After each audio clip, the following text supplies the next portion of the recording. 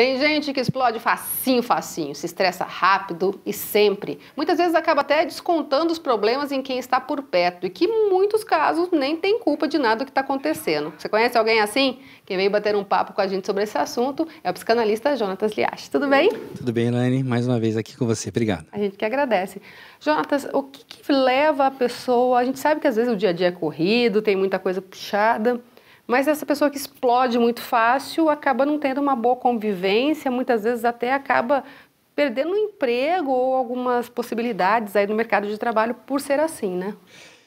Esse é um fenômeno que tem aumentado nas últimas décadas, né? As pessoas estão ficando mais nervosas, mais ariscas, menos preocupadas com coisas importantes, mais preocupadas com coisas menos relevantes, e na hora que surge algo importante não sabe lidar direito com isso.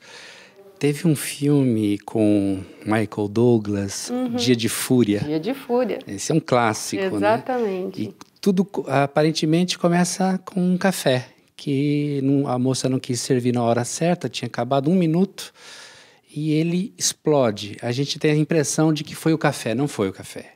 Foi só um gatilho.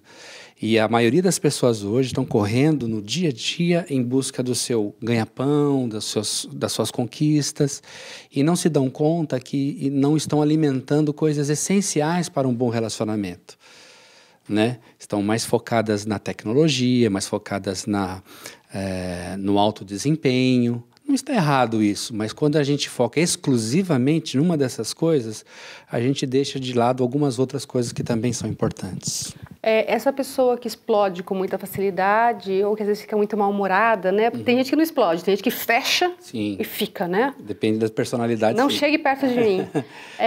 Ela acaba de alguma forma sendo prejudicada principalmente na área do trabalho, né? Sem dúvida nenhuma, porque as relações no ambiente de trabalho são tão importantes quanto as relações de casa. São ambientes diferentes, níveis de relação diferentes, mas você precisa ter um desempenho. Eu preciso saber como eu estou a partir de você. Então, o nosso relacionamento é que vai aferir o quanto eu posso desenvolver o meu trabalho.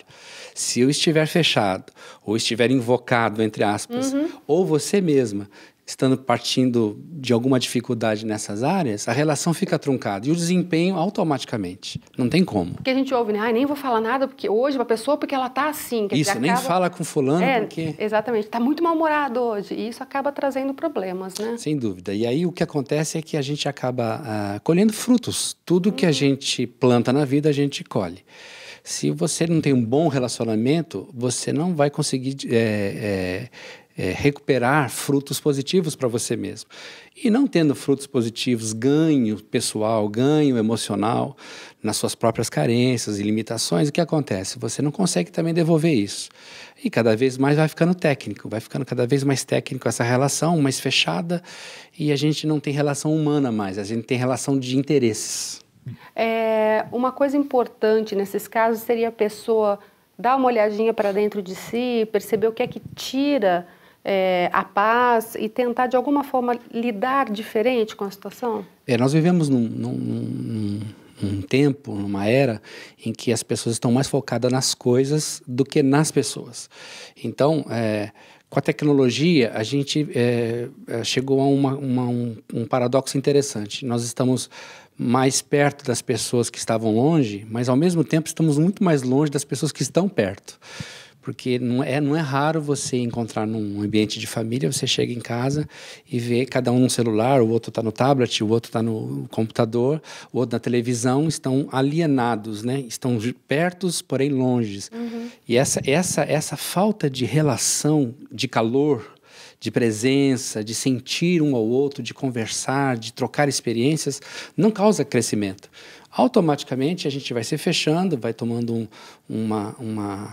uma postura diferente daquilo que se esperava. Por exemplo, hoje nós amamos muito aquilo que nós deveríamos usar, mas deixamos automaticamente de amar, aliás, passamos a usar as pessoas que deveríamos amar. Então, o que está acontecendo? Nós estamos invertendo o processo, amando o que deveríamos usar e usando aquilo que deveríamos amar.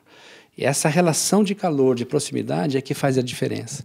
É claro, exercícios físicos, endorfina, lazer, quebrar a rotina.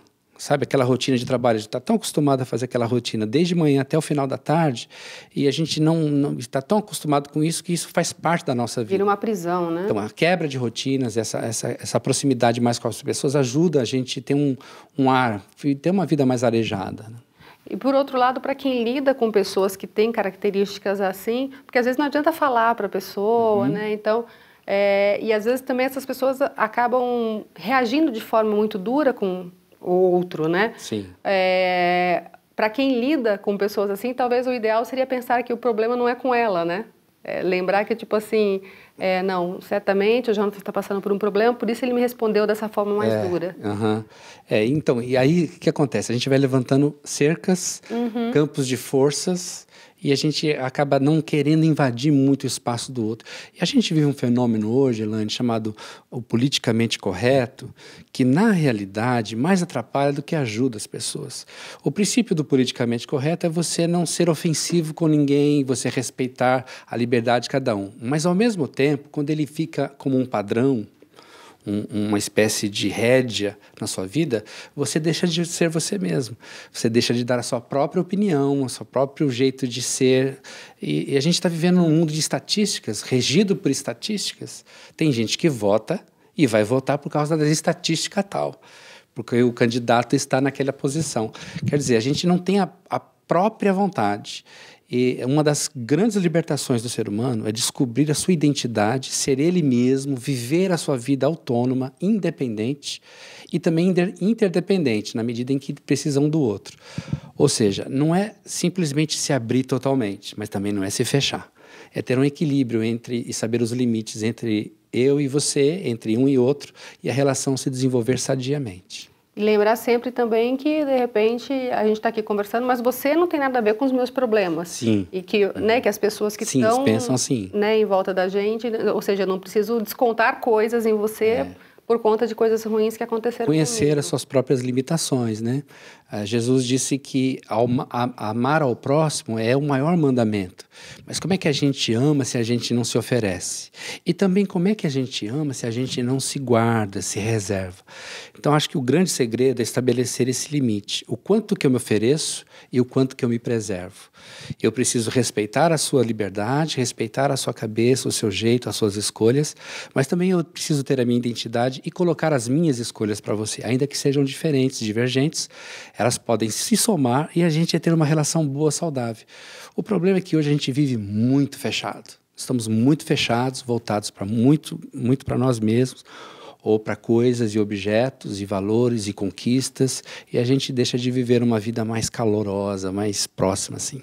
Aquele dia, então, que a pessoa tiver percebido, que é importante perceber, né? Opa. Que está estressado demais, que está irritado demais, de repente fazer uma coisinha diferente, então. Nem quebra que a rotina. Sair tomar um chá. Tem aquela dica das tias da gente, né? Põe a água na boca e segura 10 segundos antes de falar qualquer coisa. Porque, às vezes, as nossas reações imediatas é que elas já estão acaloradas, né?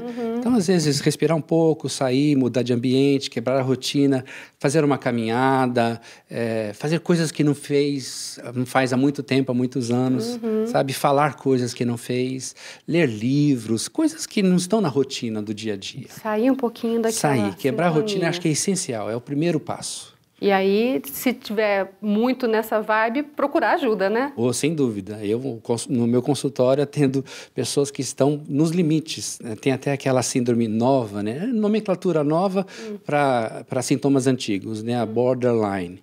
Pessoas que estão no limítrofe, estão no limite, não sabem mais e reagem com ausência, com alteração de humor muito grande. Estamos vivendo essa era.